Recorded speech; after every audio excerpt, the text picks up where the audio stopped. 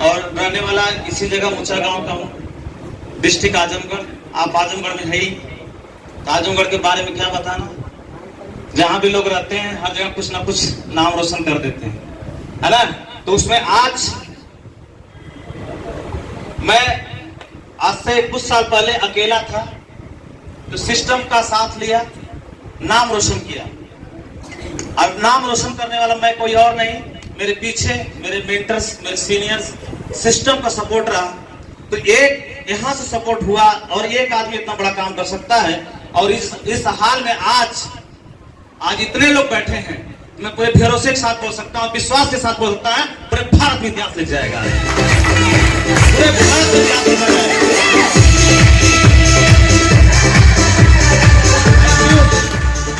तो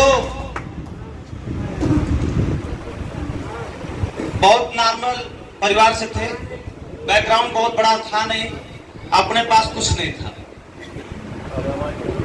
और पिताजी भी किसान, और हमारे पिताजी बिल्कुल पढ़े लिखे नहीं, बिल्कुल भी नहीं, अंगूठा लगाते हैं। और बैंक में हम उनको लेके जाते थे तो अंगूठा लगाते थे तो पैसा वैसा निकालते थे। तो हम अपने पिता का बहुत बहुत शुक्रगुजार हैं, लाख लाख धन्यवाद देते हैं। वो पढ़े नहीं मगर हमें पढ़ा दिए। और स्थितियां बहुत दिक्कत थी घर में, कोई भी बहुत ज्यादा पैसे को लेकर बहुत क्राइसिस है। तो शुरू से उनके साथ में काम करते थे, पिताजी के साथ में, माँ भी थी, उन्हीं के साथ में रहना। तो पिताजी को हम देखे संघर्ष करते हुए, खेती करते थे, उसमें से जो भी चावल और गेहूं उत्पादन होता था तो बेचा जाता था, तो फीस उस मिल जाती थी। तो फीस उसके लिए कभी 2 महीने भी लग जाते थे, फीस नहीं जमा हो पाती थी। तो हम कहीं कुछ करना भी चाहते थे तो कुछ कर नहीं पाते थे, क्योंकि हम अपने घर की स्थिति जान रहे थे कि अगर हमको सपोर्ट नहीं मिलेगा तो हम करेंगे क्या, और किससे उम्मीद करें। पिताजी की हालत में देख ही रहा हूं, परिवार में ऐसी स्थिति है, किससे मांगे हम, तो अपने ही को हम समेट लेते थे। और इसी तरह से जीवन चल रहा था। 18-20 साल उम्र हुई, हम कहीं चलते रहे उसी तरह से। जो पिताजी थे कहीं कुछ करो, हम कहीं कर रहे हैं, कहीं कुछ मिल ही नहीं रहा। बस इस तरह से लगातार कहीं और कुछ करो, हम कहीं ठीक है सर करते हैं, पिताजी करना शुरू किए। तो इसी जगह वोडाफोन में आजमगढ़ में हम कस्टमर केयर पे जॉब करना शुरू किए। तो उसमें हमें 2500 रुपए मिलता था, 2500 रुपए मिलता था। और 2500 रुपए मिलने के बाद हम कहे चलिए कम से कम अपने तो खर्च कुछ निकल जाएगा। तो उसी तरह से अपना जीवन चल रहा था। फिर स्थितियां और कुछ भी नहीं सुधरी, बस पॉकेट खर्च चल रहा था। और इसके बाद समय गुजर रहा था। फिर एकाएक हमारे जीवन में ऐसा यू टर्न हुआ।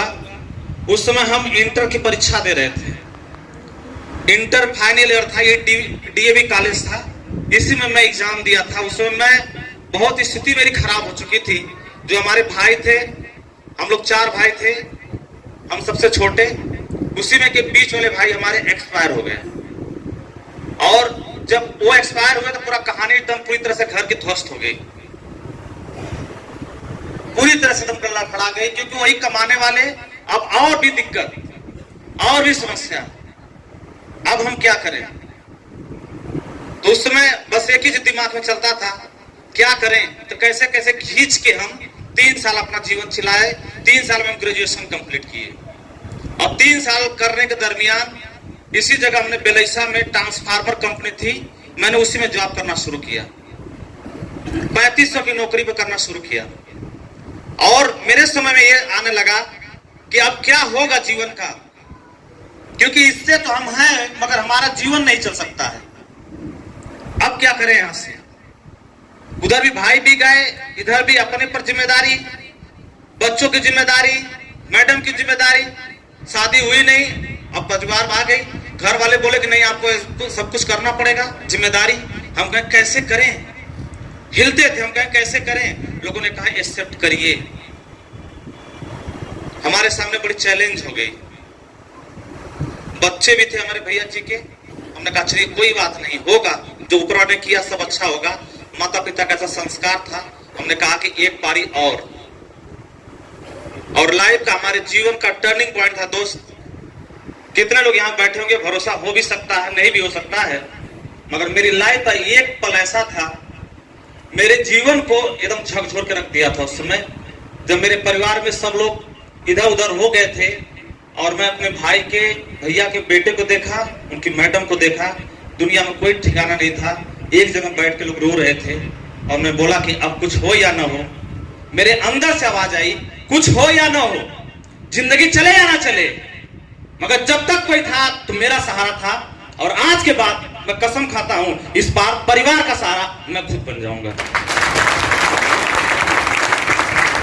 और उस दिन से मैंने काम करना शुरू किया, रात दिन करना शुरू किया, और इसी जगह साइकिल पे आते थे, जाते थे, सब कुछ करते थे, और मैंने करना शुरू किया। मैं बोला कब करूं कैसे करूं, ऊपर वाले से होना था कहीं जॉब मिल जाए, कुछ मिल जाए। मैं तैयारी करना शुरू किया। मैं रेलवे में सिलेक्शन हो गया, मैं रेलवे में जॉब मिल गई मुझे, मैं इलाहाबाद चला गया, और जॉब करने के बाद भी स्थितियां नहीं बदल रही है।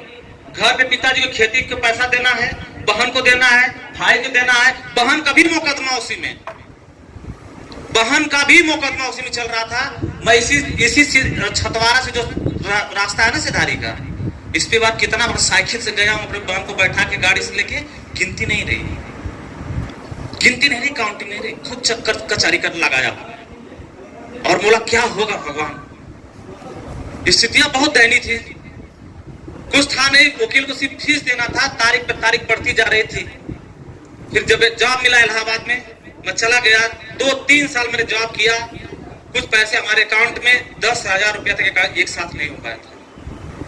10,000 रुपए नहीं थे, 3 बच्चे हमारे, हम कहीं कैसे पढ़ाएंगे इनसे, और ऊपर वाले का आशीर्वाद मिला साथ में, और ऊपर वाला हर आदमी की आवाज सुनता है, हर आदमी की बात सुनता है, कोई ना कोई उसको जरूर मिलता है।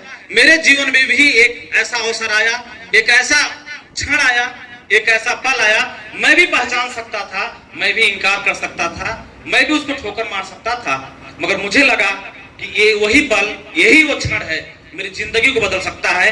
और उन्होंने, वो भी अनजान, मैं भी अनजान, पहली मुलाकात हुई थी, वो भी अनजान, मैं भी अनजान, इलाहाबाद अजनबी शहर में। मैंने बोला सर लगता है यही वो मौका हो सकता है, मेरे जो जीवन को बदल सकता है। सर ने भरोसा दिलाया, मिथिलेश जी बहुत बड़ा होगा, हम भी अनजान, आप भी अनजान, हम भी रहने वाले दूर के, आप भी रहने वाले दूर के, भरोसा दिलाता हूँ सेफ साहब पे, खाली मुझ पे भरोसा कर लीजिएगा, जीवन बदल जाएगा।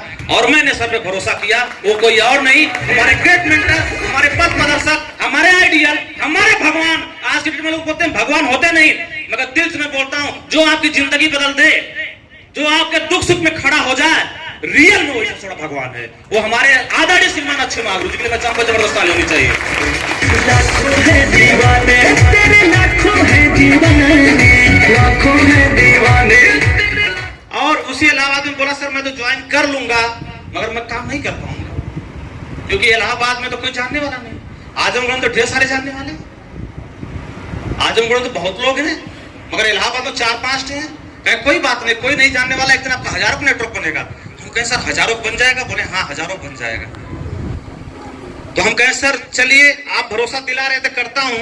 मैं शुरुआती दौर में सर का फोन नहीं उठाता था, 2-3 लोगों को मैंने बताया, लोगों ने मेरा बात नहीं सुना, मैं बोला होगा नहीं। फिर मैंने कहा सर नहीं हो सकता, सर हमारे रूम में आए और बताए मिथिलेश जी होगा, भरोसा करिए, बिजनेस बहुत बड़ा होगा। और सर बताते थे कि अगर मिथिलेश जी अगर आप ट्रेनिंग में फ्राइडे को आएंगे, संडे के बेनू में आएंगे, तो आप बहुत बड़ा काम करेंगे, आपको सबसे बड़ी ताकत वहां से मिलेगी।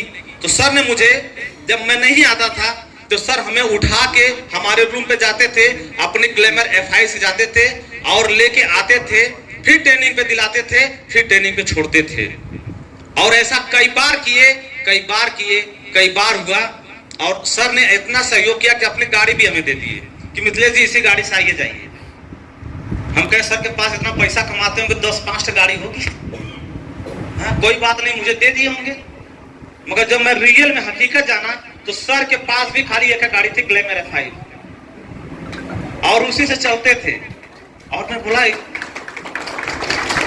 क्या है मतलब, थैंक यू सर ने दिया। तो मुझे पता चला कि सर पैदल चलते हैं, गाड़ी आपको दे दी है, तो हम कहें अरे ऐसा तो हो नहीं सकता। कहा हाँ गाड़ी आपको दे दिया सर, पैदल चलते हैं, ऑटो से चलते हैं, किसी को जाके देख, किसी के माध्यम से जाते हैं तो प्लान दिखाते हैं। मैं बोला ये ऐसी बात है। उस समय मेरे दिल में समझ लीजिए, मैं बता दूं मेरे अंदर से बहुत गजब ऐसा कष्ट हुआ। मैं बोला कि आज मैं सर को गाड़ी दूंगा और सर जो बोलेंगे मैं वो करूंगा। अगर सर बोल देंगे फ्राइडे ट्रेनिंग है तो मैं ऑटो से जाऊंगा, नहीं ऑटो मिलेगा तो मैं पैदल जाऊंगा, मगर जाऊंगा जरूर, जाऊंगा जरूर, 100% जाऊंगा। तो मैं इलाहाबाद में ट्रेनिंग लेता था, लोगों को दिखाता था, लोग दरवाजा बंद कर देते थे। अरे ना ना ये सब फालतू। हम कहें कोई बात नहीं। सर ने बोला मिथिलेश जी कोई बात नहीं है, मैं ट्रेनिंग में अकेले जाकर बैठता था, मेरे साथ कोई नहीं बैठता था। मैं बैग टांग के जाता था, उसके पैर सूत्र बुक फोल्डर सब लेकर आता था। बोले मिथिलेश जी आज लोग आए, बोले सर बोले थे, फोन लगाए थे, लगा लिया, मगर जब आने के बाद है तो मोबाइल स्विच ऑफ कर लिए। क्या मोबाइल स्विच ऑफ? हाँ स्विच ऑफ कर लिए सर। क्या कोई बात नहीं, अगली बार कर लीजिएगा, हो जाएगा। तो हम अगली बार की तैयारी करते थे, आया कि उसी में खूब कहानी सुनते थे, कहानी सुनते थे। मगर एक चीज हमें समझ में आ गई थी, महाप्रभु जी ने